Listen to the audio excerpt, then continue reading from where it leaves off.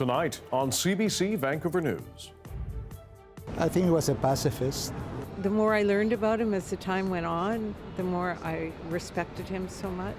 People in BC and across the world mourn Pope Francis, the head of the Catholic Church, remembered for his service and for his apology for the legacy of residential schools. I also really want to acknowledge, his work, but also his commitment to reconciliation. Plus, there is nothing I can do to bring my sister back, or Noelle, or Tatiana. people march in Vancouver to honor 2 Indigenous women and 1 Indigenous girl found dead 3 years ago. And we have to eat some of the cost, and when we can, we will pass that on to our cafes and wholesale customers. Morning jolt. Droughts and American tariffs mean your coffee could cost more. We don't grow coffee in Canada. This is CBC Vancouver News.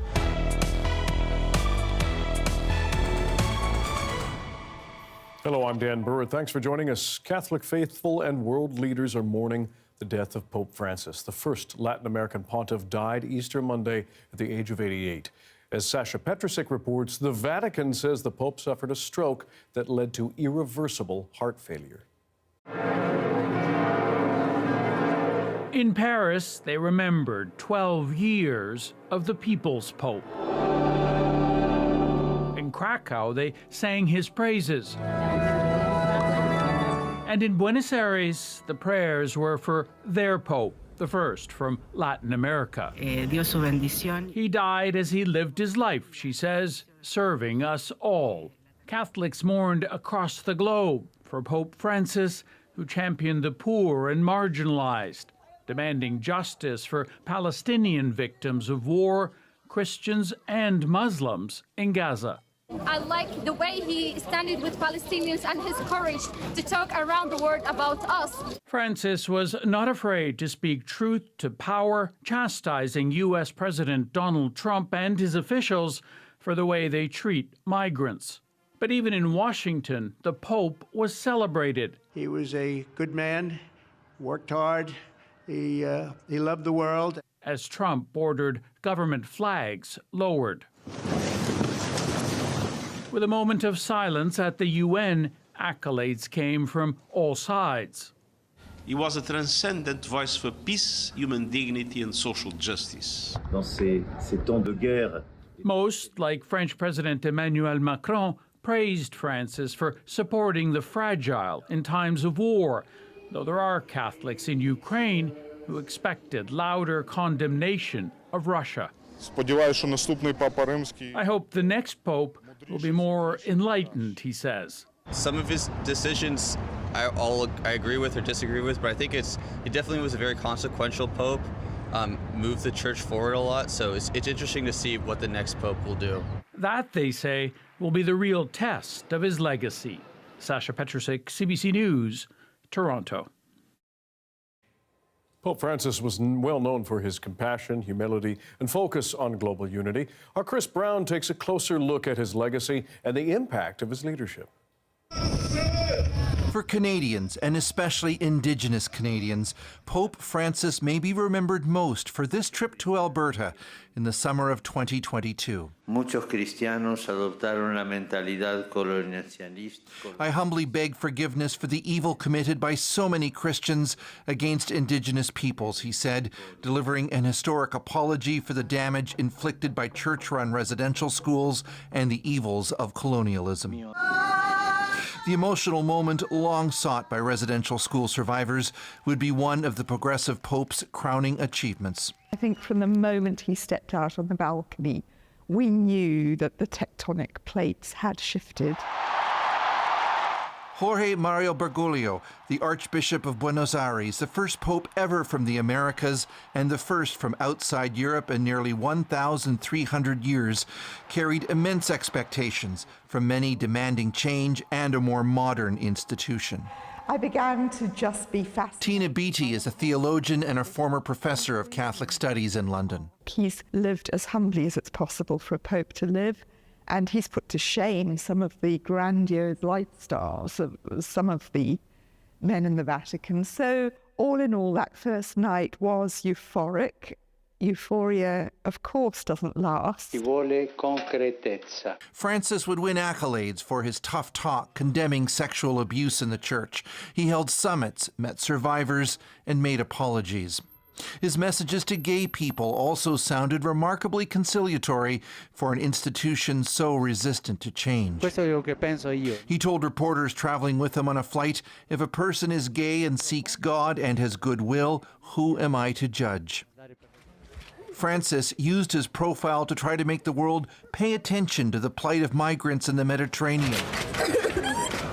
the persecution of Rohingya Muslims, and to heal the deep wounds of civil war in African nations such as South Sudan.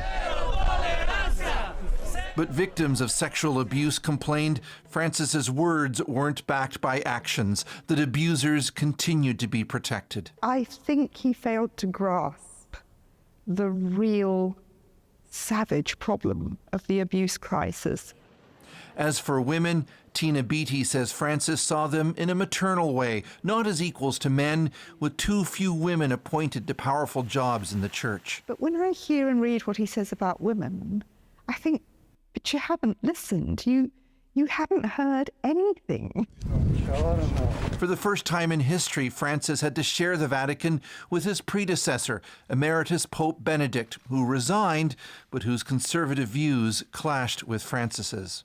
That contributed, of course, to the culture wars and to the sort of schisms that opened up in the church. So I think he made the best of what he must have seen was a very awkward situation. Francis attempted to create a more inclusive Catholic Church and broaden its appeal, but he also triggered fierce internal debates. His achievements will now either be consolidated or overturned by his successor. Chris Brown, CBC News, London. Many people here in BC are mourning the death of Pope Francis. And as Michelle Morton shows us, a small piece of history sits in a nearby cathedral. At the Holy Rosary Cathedral in Vancouver, a requiem mass for Pope Francis. I think he was a pacifist. I mean, I guess it comes with a job, but I think he did give that ideology to the people, right? It was kind of a shock because I just became Catholic only like 2 days ago at the Easter Vigil, so I didn't think that at all he was going to go away on Easter Monday. It's kind of poetic, like the priest in here put it. It felt like a movie. The cathedral's vice rector says there is symbolism in Francis's death. I think it's a sign of, he dies on the day on which Jesus defeats the power of death. Because that's what we believe as Catholics. The cathedral has two vestments of the late Pope. One is a mitre made in Vancouver. Francis wore the tall headdress during Mass in Edmonton in July of 2022. On that trip, he apologized for the role some members of the Catholic Church played in the horrors of Canada's residential school system. The beating was done by a Nisga'a lady, Julia Kozak. After the Mass, the maestro gave it to me. At that historic apology was Kukpi Roseanne Casimir, chief of the Tecumloops Tishkwetmik First Nation near Kamloops. She met the pontiff on that trip and when other First Nations leaders traveled to the Vatican beforehand. He is the first pope to formally recognize and apologize, for the atrocities committed against Indigenous peoples in Canada, through the residential school system. So I really hold my hands up towards him and his historic work in this reconciliation, with Indigenous peoples. Premier David Eby says Pope Francis will be remembered for his humanity and humility, a reflection of his title of the People's Pope. Michelle Morton, CBC News, Vancouver. Last week, a CBC News investigation revealed that VPD responses to 3 high-profile cases are now under scrutiny. The Office of the Police Complaint Commissioner is looking into how the force handled the deaths of 2 Indigenous women and 1 Indigenous girl. As Michelle Gassoub reports, it comes as families mark the anniversary of their deaths. A beautiful street with a dark legacy. 3 years ago, 24-year-old Chelsea Porman's body was found in the backyard of this Shaughnessy mansion. We're here to support the family of Chelsea Poorman, Tatiana Harrison, and Noello Soup. It's been 3 years since all three ladies. It's coming up since they've been found. In every case, it's police neglect. Chelsea's case, one of 3 that rattled Metro Vancouver. The bodies of 2 Indigenous women and an Indigenous girl, all found weeks apart in disturbing circumstances. 3 young Indigenous women, each with their own dreams, families, and futures, found lifeless, abandoned in a system that has failed us too many times. There are still so many unanswered questions surrounding Chelsea's death that continue to deny the closure we deserve. In all 3 cases, the families raised concerns about how Vancouver police handled the searches. A CBC News investigation revealed all 3 responses by the Vancouver police are now under scrutiny and being investigated by the Office of the Police Complaints Commissioner. What does that tell you about how police responded to these cases? It's really showing the neglect on taking these serious. As soon as the moms reported them missing, they should have been searching. So I think this is going to move mountains for the 3 cases. The families are hopeful the OPCC investigations will bring new information forward and accountability from the force. There is nothing I can do to bring my sister back, or Noelle, or Tatiana, or the countless other sisters lost to this ongoing genocide. But what I can do, and what we must do, is fight for real accountability. They marched from the mansion where Chelsea was found on West 36th, down Granville, all the way to Davie Street, the last place where she was seen alive. Michelle Gassoub, CBC News, Vancouver. Passengers on a BC ferry had to be taken ashore in water taxis after the Queen of Coquitlam suffered a mechanical failure in the middle of Horseshoe Bay. BC Ferries says there was an issue with the vessel's pitch control and a tugboat had to be called in to help it into the bay. 2 sailings were canceled, but Ferries says the problem has been repaired and the vessel is sailing again.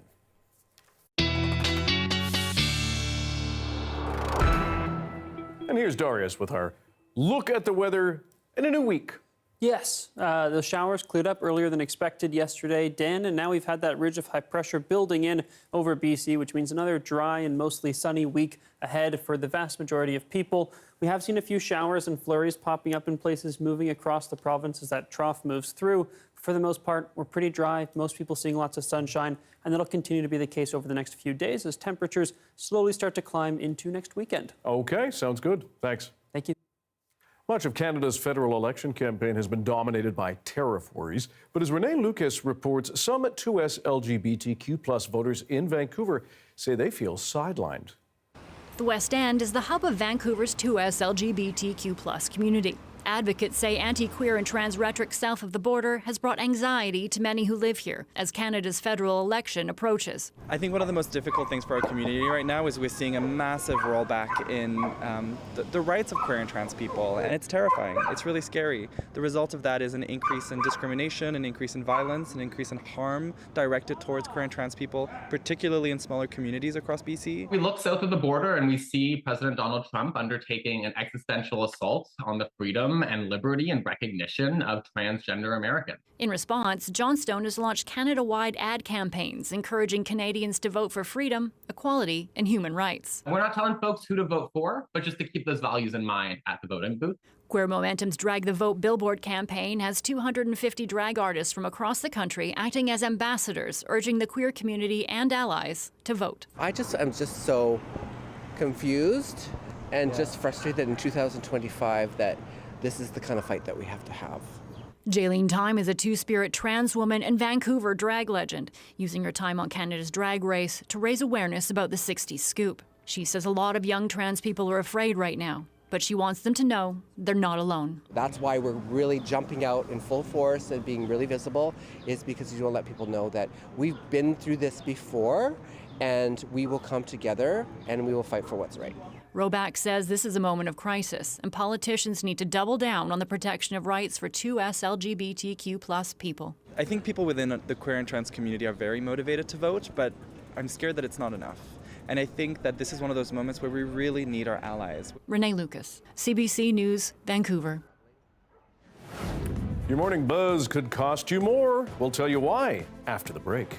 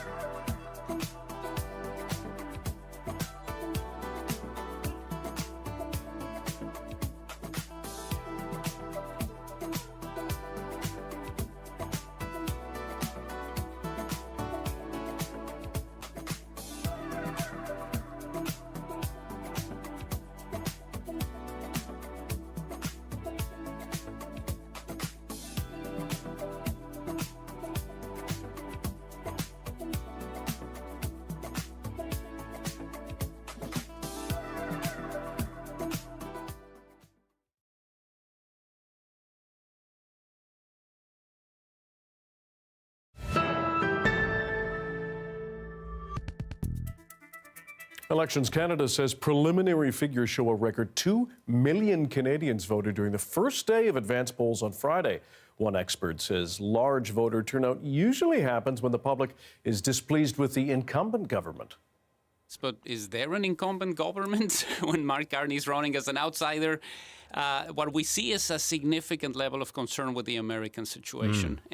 So there's a lot of people who maybe don't vote often who are actually thinking this one matters. General voting day is next Monday, April 28th. It is the final week of the federal election campaign. Liberal leader Mark Carney made a campaign stop in PEI to promote his health care plan. We're creating more spaces for patients by building more hospitals, clinics, and other practice spaces. We know that hospitals and clinics have been closing when the needs in the healthcare system are growing. It includes a pledge to spend $4 billion for more hospitals and clinics. Carney also promises to train more family doctors and nurse practitioners and recognize foreign healthcare credentials. Conservative leader Pierre Poilievre, meanwhile, is pledging to build 2.3 million new homes over the next 5 years. While the Liberals make generalized promises that they've been breaking for the last 10 years, we actually have a breakdown on how we're going to get to these 2.5 million homes. He also took aim at the spending plan from Liberal leader Mark Carney, claiming it's no different from the fiscal handling seen under Justin Trudeau. Poilievre says he would share his party's election platform on Tuesday after the end of advance voting, making him the last of the major parties to do so. NDP leader Jagmeet Singh is pushing a policy plank on pharmacare, pledging to expand coverage to all essential drugs immediately. In year one, we're going to get that done. We're going to fight hard to get those essential medications. Those are all the most commonly prescribed medications. Singh was campaigning on Vancouver Island. It's been an NDP stronghold for years, but several races appear to be tightening there. With more U.S. tariffs brewing, BC's coffee industry is bracing for a jolt. Canada is a major coffee importer, and as Saurabh Sandhu reports, it could mean you have to pay more for your cup of joe. Matt Johnson runs a small-scale coffee roastery at this cafe in Vancouver. It's sort of a hybrid space where it's a roastery, it's also a cafe. We also ship out from our online store from this location. Johnson gets his coffee from a network of Canadian importers who buy directly from producers in South American countries. But with the threat of American tariffs, that arrangement could be impacted.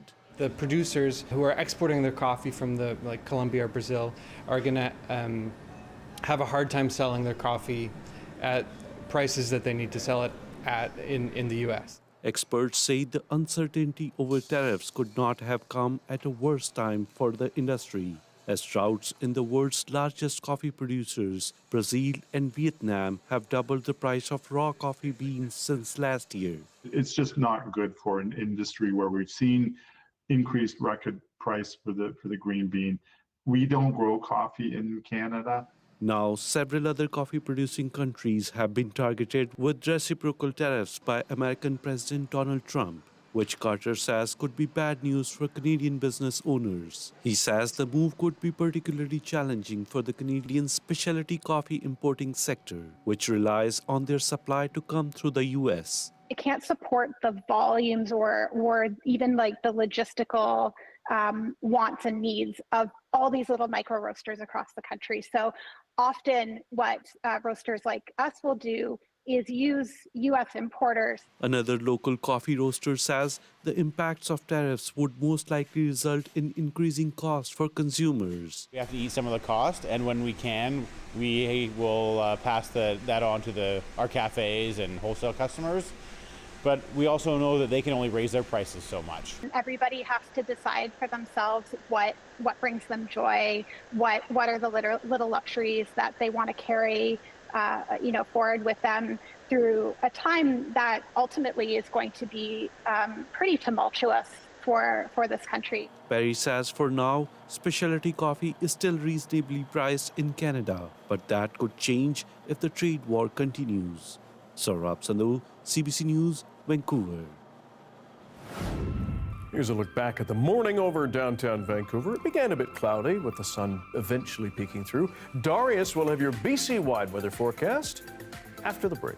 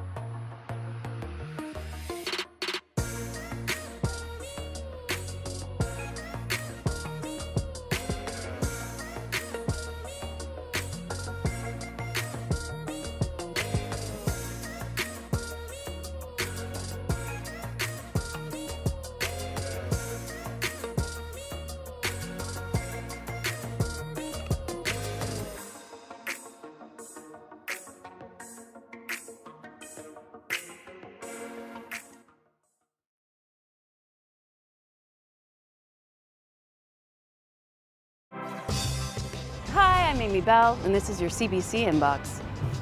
CBC returns as the exclusive media partner of the Doxa Documentary Film Festival, May 1st to 11th.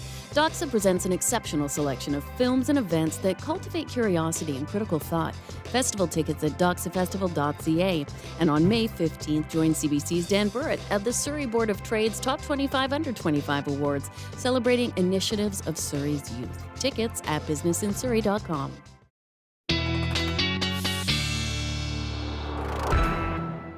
Doris Madavi is here with your BC-wide weather forecast ahead of a new week after a nice Easter weekend. That's right, although this week is going to look pretty similar to last week. Dan, we got temperatures climbing through the week, the sun coming out, pretty dry conditions across BC until we get into the weekend when we see some showers return. So again, high pressure building in over pretty much the entire province, which is why we're seeing mostly dry conditions with the odd shower popping up across parts of the province. That'll continue over the next couple of days. Just again, the odd shower popping up in places, those high elevation flurries as freezing levels continue to come up. More of those flurries will turn into showers. Really the only place we're seeing any consistent or significant precipitation is up in the far northwest. For the most part, though, confined up in Alaska and the territories. And parts of Haida Gwaii may see some rain at times as well, especially later in the week around Thursday, before some of that rain likely makes its way down here to us in southern BC. For the most part, showers, maybe a few hours of consistent rainfall on Friday, but for the most part, that's up in the air right now. In terms of temperatures, those, again, as I said, are climbing over the next few days pretty much across the board, especially for southern BC. And there we go, hitting 20 degrees for many regions by Thursday. Friday, temperatures are looking even higher than this, actually. Temperatures should be even warmer than this on Friday. Yes, temperatures should be warmer than that on Friday. I'm standing by that.